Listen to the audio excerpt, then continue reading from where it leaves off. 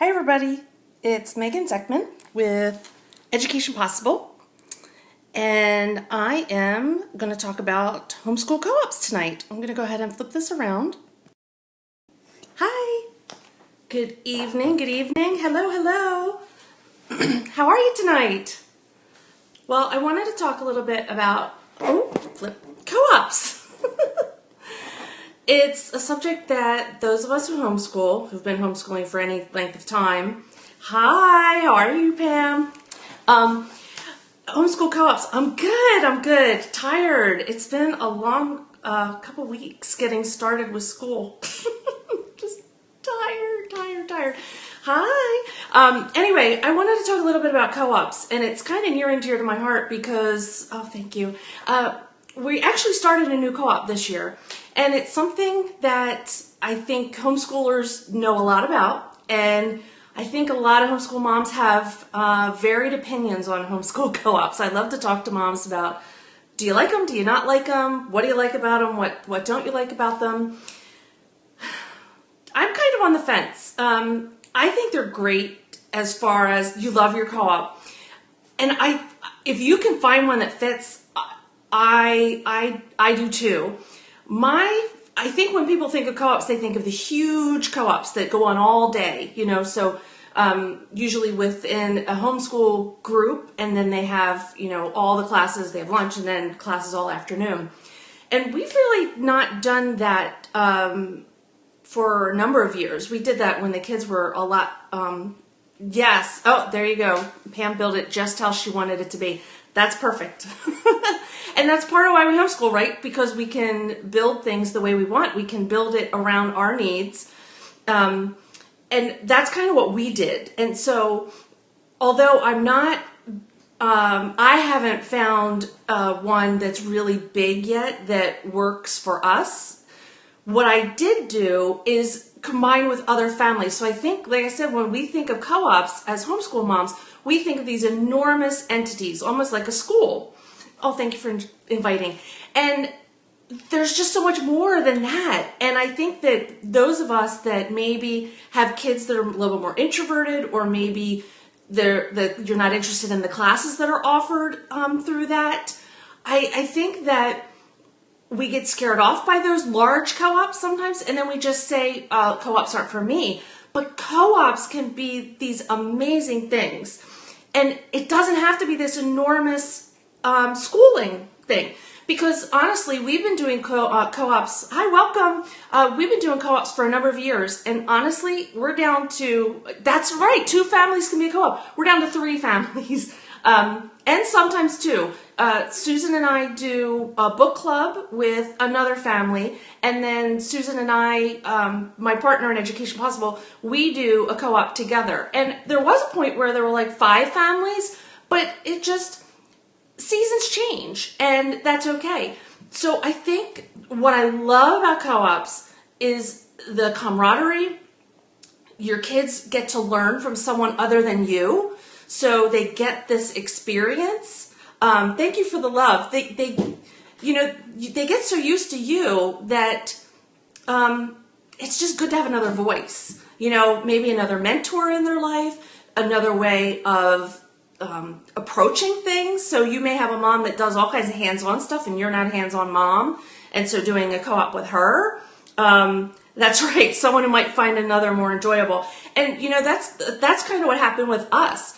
I teach all the science, and so this is really the first semester that I haven't taught science. We're going to do it in spring because Susan and the other moms, it's not their thing. They don't like all the hands-on, bugs or whatever it is. So just the big yucky projects, and I love that stuff. And so I just took that on. So I have always just been the science teacher. Well, Susan has always done the book club part.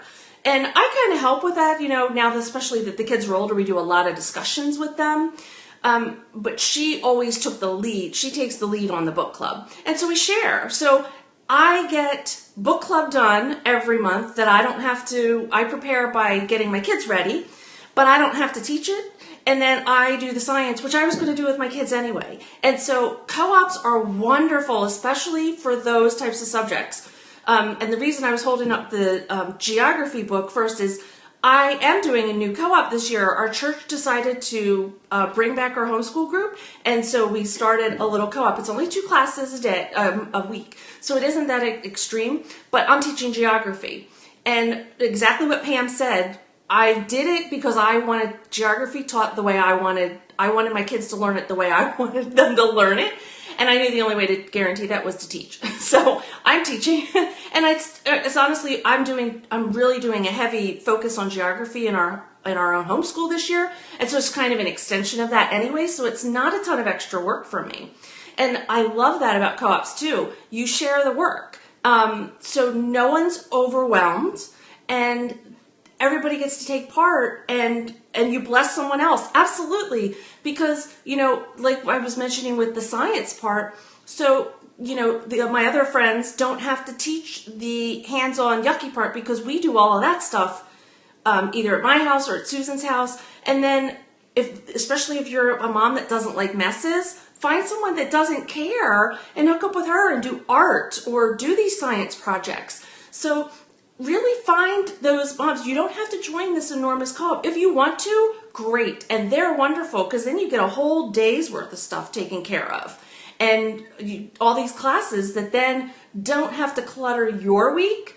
That's what I look for. It's something either extra or it is in addition to what I'm already doing. So either I wasn't going to get it done, everything we don't want to do at home gets a co-op day.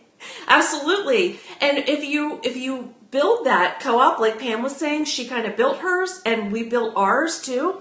You can tell the moms, hey, this is what I'm looking for. And you kind of talk amongst your friends. And I guarantee there are other moms out there looking for the same thing you are. There are moms out there that can't find a way to get geography done. There are moms out there that can't find a way to get art done. They can't fit in the science projects. Are you going to go and do math? Maybe not. Some of the larger days do, certainly, especially as you get up higher in the grades.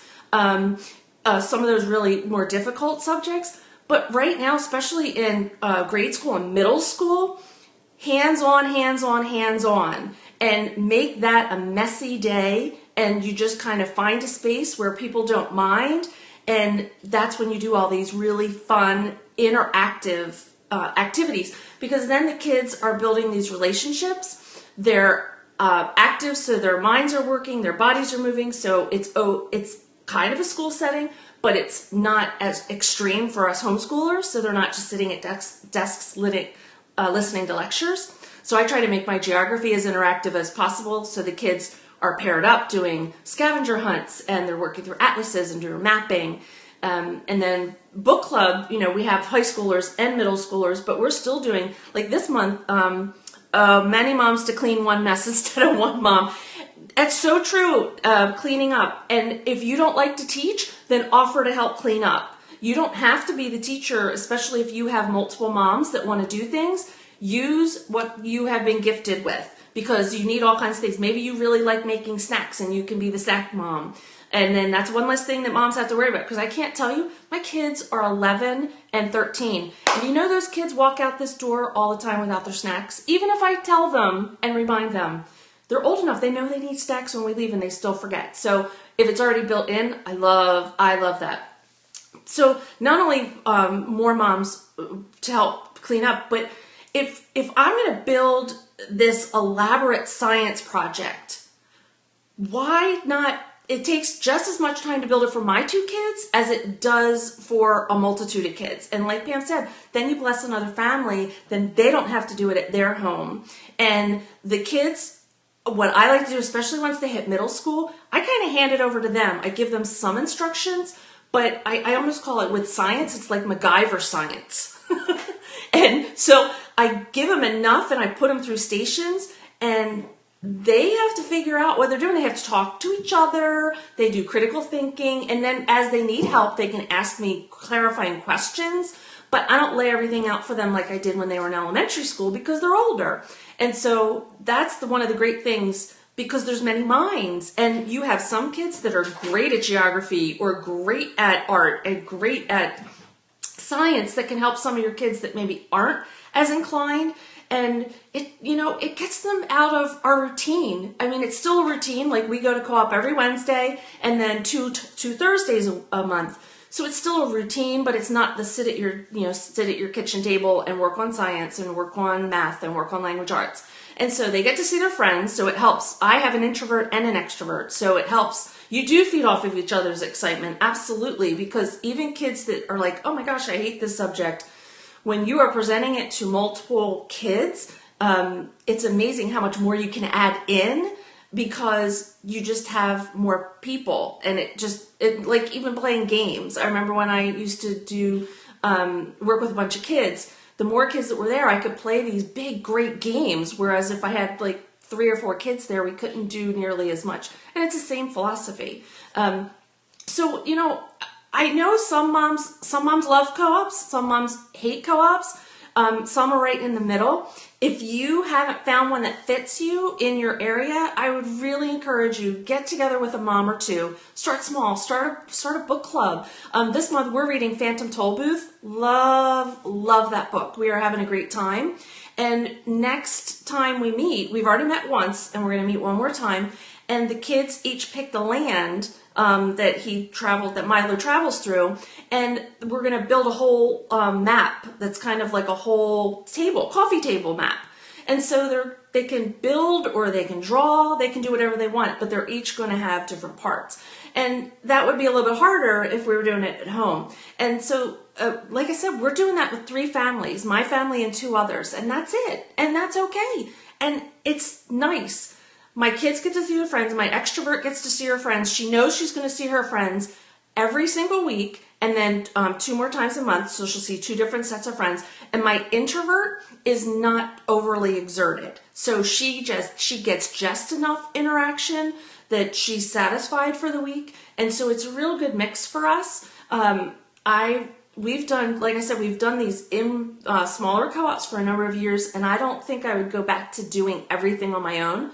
It's stressful enough to homeschool, but to make sure that you are responsible for everything, I need other moms helping me. I really do. I need that time because we get to talk, they get to play. I don't have to be responsible for something, which is yay, finally. So, if you haven't given one a try lately, I just encourage you, give it another try. If you really just, like I said, haven't found anything in your neighborhood, start small. Ask a mom if she wants to pick an artist once a month and find something on Pinterest and do it. Do a Pinterest craft day for tweens.